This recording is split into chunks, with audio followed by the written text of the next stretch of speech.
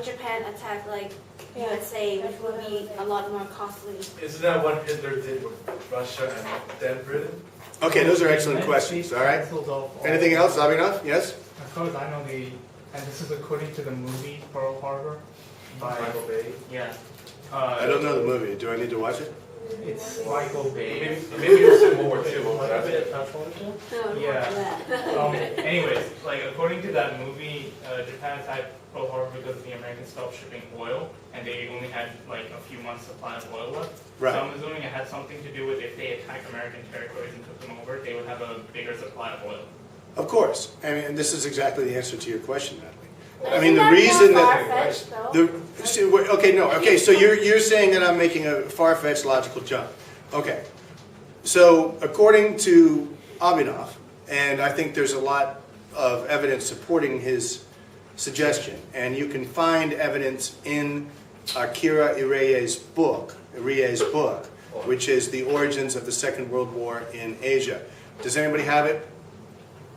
I've got a copy lying around somewhere.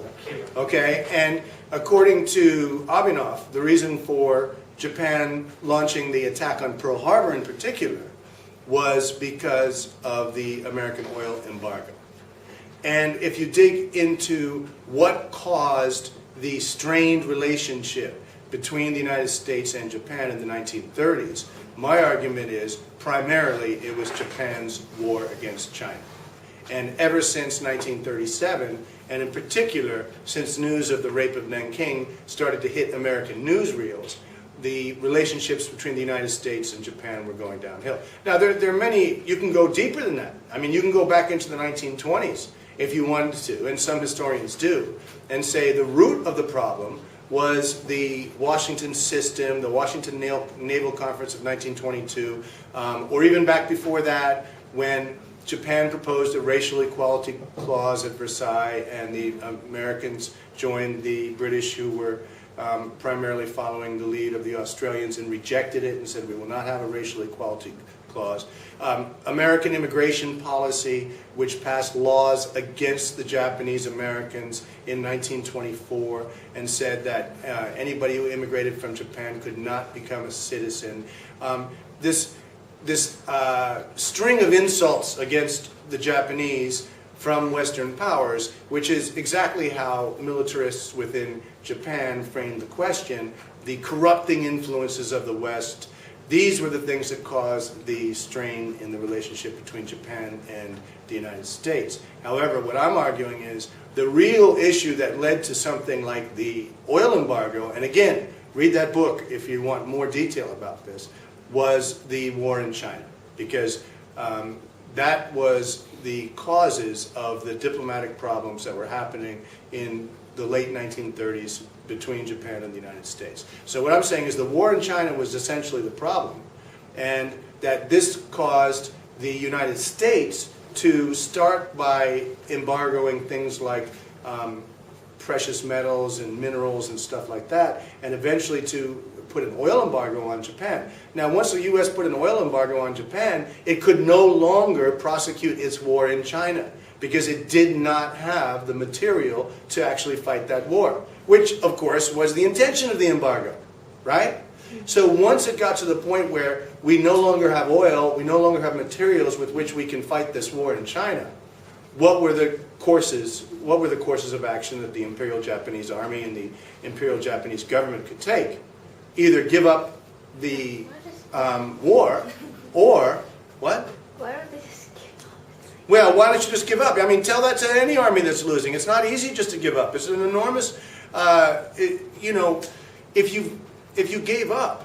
So that's a good question, right? Because the war was not going well with China. However, Japan was having all these sort of mini victories, right? And they had a much more advanced army. And anywhere they actually engaged the Chinese and had a battle, the Japanese won. And they had already occupied the eastern seaboard of China. But the Chinese government had withdrawn into the interior and were starting to use guerrilla tactics and stalling tactics and diplomatic tactics, trying to get big powers like the United States on their side, right? So it was not going to be easy to convince this particular group of generals to give up the war. They wanted to win the war, as generals always do. It's not easy to convince military bureaucracies to give up a war, right? And there were very few voices that I can think of in Japan calling for giving up the war. Most everybody in Japan wanted to finish the war and win the war against China. But once the U.S. oil embargo came into place, what happened? Well, then they decided, well, let's look at what they call the southern option. Because even within Japan, there was debate about whether they should move north out of Manchuria into the Soviet Union or move south. And the southern option, of course, included what we now call Indonesia, Java, with enormous oil supplies, which were under the control of the Dutch. And based on this Japanese philosophy of the greater East Asian co-prosperity sphere, Asia for Asians, whereby it should be the Asians that are leading in Asia, not the Dutch. They're asking, what is this tiny little country in Europe, Holland, doing controlling this massive country in Asia? And we should liberate, that's the phraseology they used, we should liberate Indonesia from Dutch colonialism. And they were able to convince themselves and the emperor that they should do this, and so thereby they attacked oil supplies in Indonesia and other places. And this gave them enough to keep the war going and to fight against the Americans for the next 3 or 4 years, right?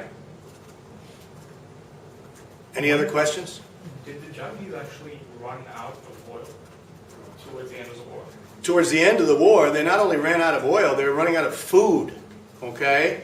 As a matter of fact, that was the plan for the United States to try to starve Japan into submission if they had not, if they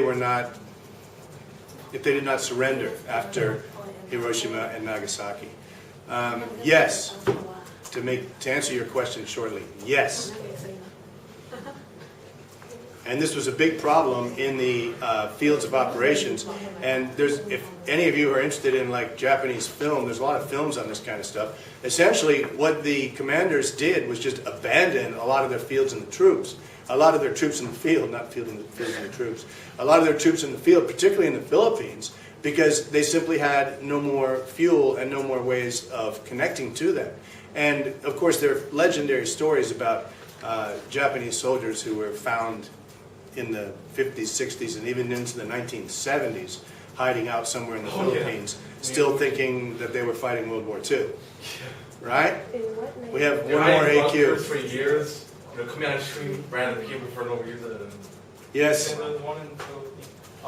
Then if the Americans were planning to starve Japan into submission, then why did they actually draw the plan to invade it in 1946? In 46? Yeah. Like they came up with like a plan to invade it in 46, and the plan they made. Oh, right. Okay. Yeah, I mean, this is one of the things that the American military planners were debating, right? And originally, they thought they would have to take the Japanese mainland. And what eventually they realized was that they were unopposed in their bombing raids, and that they had complete air superiority over Japan, and that some of their methods were being effective, and that what they were doing, what they had done through 1945 was, as you know, bombing civilian targets. And they decided that after Hiroshima and Nagasaki, they were going to shift because they were, as you may know, Curtis LeMay, who was in charge of the Air Force operations, and his capable assistant, Robert McNamara, who of course would later be the chief architect of the bombing of Vietnam, were using statistical methods to evaluate how effective their bombing campaigns in Tokyo and the major cities in Japan were. And they realized that their bombing was very effective. And they also realized that Japan was in a logistical nightmare, that they couldn't get supplies to their troops or supplies to their people.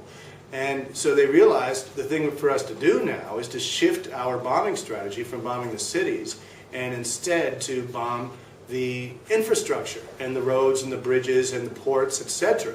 And they were going to do this in September of 1945. They had already drawn up the plans to invade Japan because that was their first option and their first impulse. But when they realized how effective their bombing was and how much trouble the Japanese were having with supplies, they decided they were going to shift it to the infrastructure. And it's a good thing that Japan surrendered, because if that had gone forward, who knows how much starvation would have occurred. Because there was already starvation as we speak now, if we look back to the winter of 45-46 in Japan, after they had surrendered, with the American occupation troops there, and with the Americans bringing supplies into Japan, there was still starvation in Japan in that winter. So if that war had gone on, and the United States had been bombing the infrastructure, who knows how much starvation there would have been. It would have been a major humanitarian disaster. I should mention one last thing about this, since I'm saying that though, I should mention one last thing about the bombing campaigns. One thing they were doing is they were bombing leaflets as well as bombs. And what they would do, the United States, when they had their bombing raids, is they would drop leaflets before they dropped the bombs on the cities, not Hiroshima and Nagasaki, but because they wanted the atomic bombs to be a surprise. But in July of 1945, they were dropping leaflets telling the citizens of a city, "We're about to bomb, get out." And guess what the Japanese people did? Got out. They got out, right? Right, exactly. And they were seeing that the imperial government did not have as much support as it claimed to. And, okay. Yes, How well, long did they get the citizens to get out the council? how long until what? Like, first they got the leaflets from the cities, right? How long did they give the citizens to That's a good question. I would guess a couple of days. I don't know exactly, but I'll try to find that out. Yes? All right, now, anyway, I wanted you to hear my little spiel about why we study Japan. But anyway, you guys don't study China anyway. So the other thing that we're trying to do is reinforce your study of China when we study Japan, right? Press the red button.